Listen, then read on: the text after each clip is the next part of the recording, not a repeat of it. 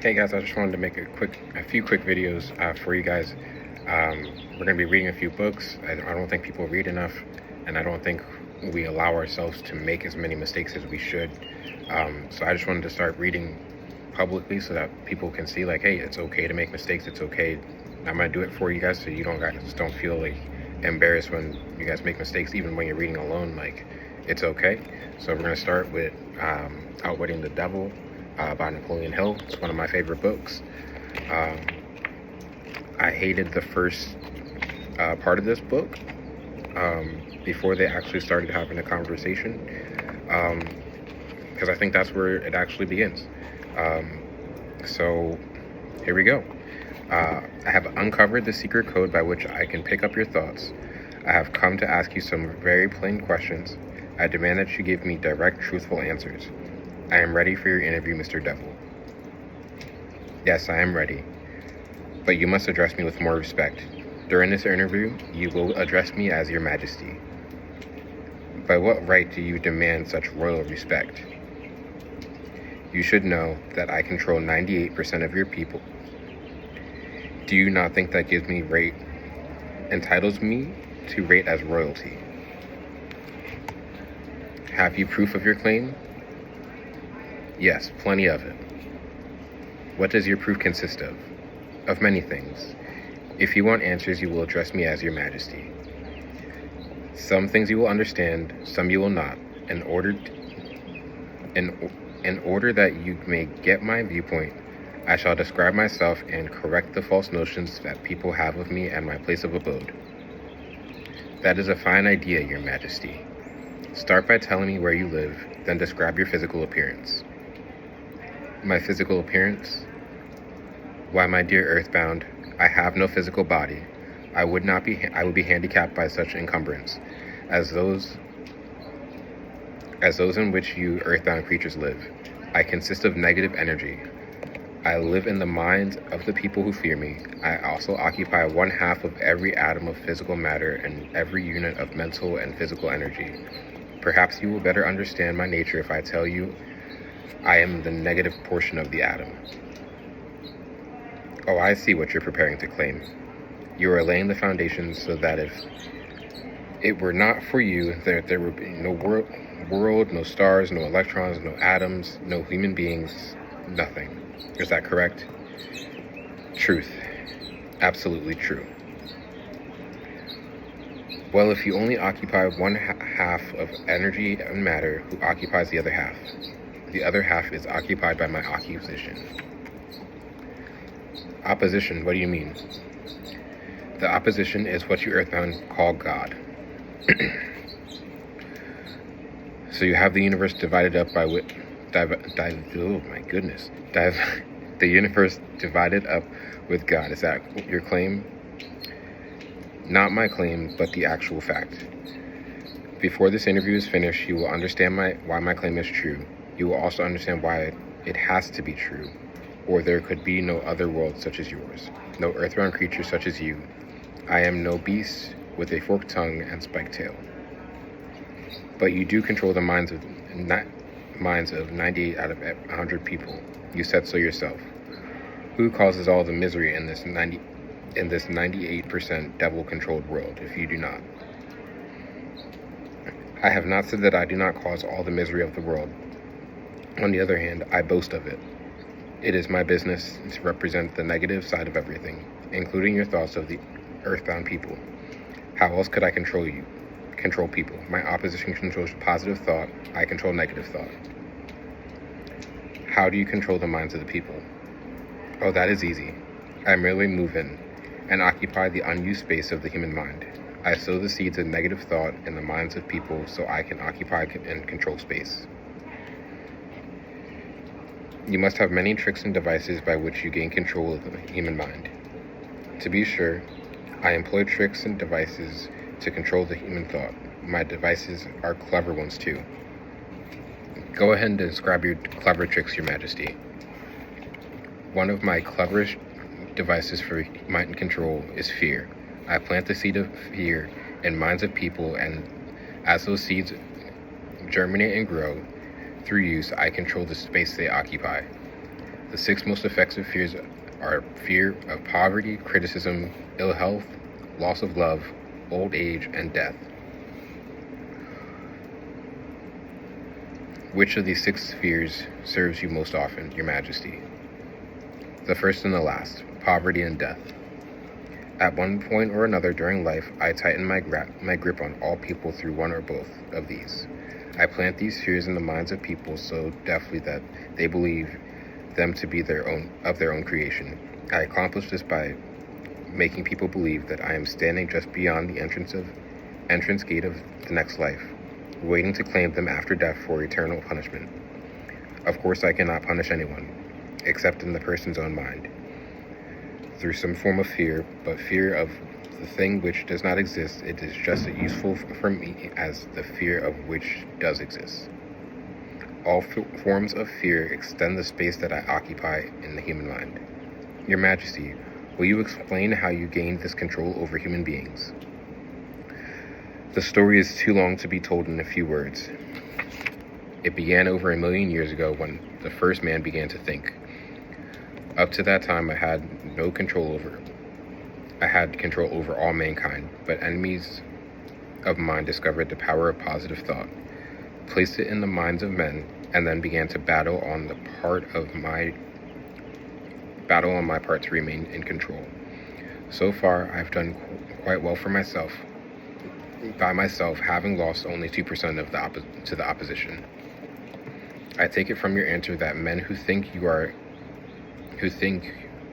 are your enemies. Is that correct? It is not right, but it is correct. Tell me more about the world in which you live. I live wherever I choose. Time and space do not exist for me. I am a force best described as energy. My favorite physical dwelling place, as I have told you, is in the minds of the earthbound. I control a part of the brain space of every human being. The amount of space I occupy in each individual mind depends on how little and what sort of thinking that person does. As I have told you, I cannot entirely control any person who thinks. You speak of your opposition. What do you mean by that? My opponent controls all positive forces of the world, such as faith, hope, optimism. My opponent also controls the positive factors of all natural law throughout the universe, the forces which keep the earth and planets and all stars balanced in the courses. But these forces are meek in comparison with those which operate in the human mind under my control. You see, I do not seek to control stars and planets. I prefer to control the human minds. Where did you acquire your power, and by which means do you add to it? I add to my power by appropriating the minds of the earthbound. As they come through the gate at the time of death, 98 out of every 100 who come back to the plane from Earth plane are taken over by me, and their mind power is added to my being. I get all who come over with any form of fear. You see, I am constantly at work preparing the minds of people before death, so I can appropriate them when they come back to my plane. Will you tell me how you go about your job preparing the minds so that you can control them? I have countless ways of gaining control of human minds while they are still on the earth plane. My greatest weapon is poverty. I deliberately discourage people from accumulating material wealth because poverty discourages men from thinking and making them easy prey for me. My best friend is ill health. An unhealthy body discourages thinking. Then I have countless thousands of workers on earth who aid me in gaining control of human minds. I have these agents placed in every calling. They represent every race and creed and every religion. Who are your greatest enemies on earth, Your Majesty? All who inspire people to think and act on their own initiative are my enemies.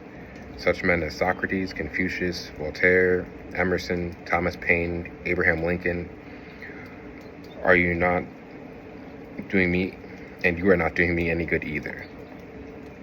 Is that true? Then you use men who have a great deal of wealth. As I have already told you, poverty is always my friend because it discourages independence of thought and encourages fear in the minds of men. Some wealthy men serve my cause while others do me great damage, depending on how wealth is used. The great Rockefeller fortune, for example, is one of my worst enemies. That is interesting, Your Majesty. Will you tell me why you fear the Rockefeller fortune more than others? The Rockefeller money is being used to isolate and conquer diseases of the physical body in all parts of the world. Disease has always been one of my most effective weapons. Fear of ill health is my second only to the fear of poverty. The Rockefeller money is uncovering new secrets of nature in hundreds of different directions, all of which are designed to help men take and keep possession of their minds. It's encouraging new and better methods of freedom, feeding, clothing, and housing people. It is wiping out the slums in large cities and place where my favorite allies are found. It is financing campaigns for better government and helping wipe out dishonesty in politics. It is helping to set higher standards in business practices and encouraging businessmen to conduct business by the golden rule, and that is not doing my cause any good. What about the boys and girls who are said to be born on the road to hell? Are you not in control of them? Well, I can answer that question only with yes and no. I have corrupted the minds of the young by teaching them to drink and to smoke, but they have me baffled through their tendency to think for themselves. You say you have corrupted the minds of the young people with liquor and cigarettes. I can understand how liquor might destroy the power of independent thought, but do not see what cigarettes have to do with helping your cause. You may not know it, but cigarettes break down your power of persistence. They destroy the power of endurance. They destroy the ability to concentrate. They deaden and undermine the imaginative faculty, and help in other ways to keep people from using their minds most effectively. Do you know how I have millions of people, young and old, both sexes, who smoke 2 packages of cigarettes a day? That I have millions of people who are gradually destroying their power of resistance. One day I shall add to their habit of cigarette smoking other thought-destroying habits until they shall have gained control of their minds. Habits come in pairs, triplets and quadruplets. Any habit which weakens one's willpower initiative invites a flock of its relatives to move in and take possession of its mind. The cigarette habit not only lowers the power of resistance and discourages persistence, but it invites loosens in other human relationships. I never thought that cigarettes were a tool of destruction, Your Majesty. But your explanation throws a different light on the subject. How many converts to the habit do you now claim? I am proud of my record. Millions are now victims, and the number is increasing daily. Soon I shall have the most in the world, including indulging in the habit. In thousands of families, I now have followers of the habit, including every member of the family. Very young boys and girls are beginning to take up the habit. They are learning to smoke by observing their parents and older brothers and sisters. Which do you consider to be the greatest tool for gaining control over human minds, cigarettes or liquor? Without hesitation, I would say cigarettes. Once I have a young person to join my 2-package-a-day club, I no longer have trouble inducing the person to take on the habit of liquor, overindulgence of sex, and all other related habits which destroy independence of thought and action. Your Majesty, when I began this interview, I had you all wrong. I thought you were a fraud and a fake, but I now see that you are quite real and very powerful. Your apology is accepted, but you need not have bothered. Millions of people have questioned my power, and I got most of them at the gates as they came over. I ask no person to believe in me. I prefer that people fear me. I am no beggar. I take what I want by cleverness and force. Begging people to believe is the business of the opposition, not mine. Your Majesty, will you please pardon my rudeness, but I would not be able to look myself in the face again if I did not tell you here and now that you are a damnedest fiend I have ever turned loose on innocent people. I always had the wrong conception of you. I thought you were kind enough to let people alone while they were living, that you merely tortured their souls after death. Now I learn that from your own brazen confession that you destroy their own right to freedom of thought and cause them to go through life living hell on earth. What do you say to that? I get what I want by exercising self-control. It is not so good for my own business, but I suggest you emulate me instead of criticizing me. You call yourself a thinker, and you are. Otherwise, you would have not forced me into this interview on me. But you will never be the sort of thinker that frightens me unless you exercise greater control over your own emotions. Let us get away from personalities. I came here to learn more about you, not discuss myself. Please go ahead and tell me more of your many tricks you have devised for gaining control of the human mind. What is your most powerful weapon just now? That is a difficult question to answer. I have so many devices for entering the human minds and controlling them, it is difficult to say which are my most powerful. Right at the moment, I am trying to bring about another world war. My friends here in Washington are helping me involve America in the war. If I can start the world war to killing in wholesale basis, I shall be able to put in operation my favorite device for mind control. It is what you may call mass fear. I used this device to bring out the other world war in 1914. I used it to bring about the economic depression in 1929, and if my opposition had not double-crossed me, I would now be in possession of every man and woman and child in the world. You can see for yourself how I came near to world domination, the thing I have been struggling to attain for thousands of years. Yes, I see your point. Who wouldn't? Your ingenious manipulator of the minds of people. Is your devilish business carried only through people of high position and great influence? Oh no. I use the minds of the people in all walks of life. As a matter of fact, I prefer the type of person who makes no pretense of thinking. I can manipulate that sort of person without difficulty. I could not control 90% of people of the world if all people were skilled in thinking for themselves. I am not interested in the welfare of those people who claim control. Therefore, I wish you tell me all of the tricks by which you enter and control their minds. I want a complete confession from you. So begin with your cleverest trick. This is suicide you are forcing on me, but I am helpless. So settle down, and I will place in your hands the weapon by which millions of your fellow Earthbound will defend themselves against me. See you next time.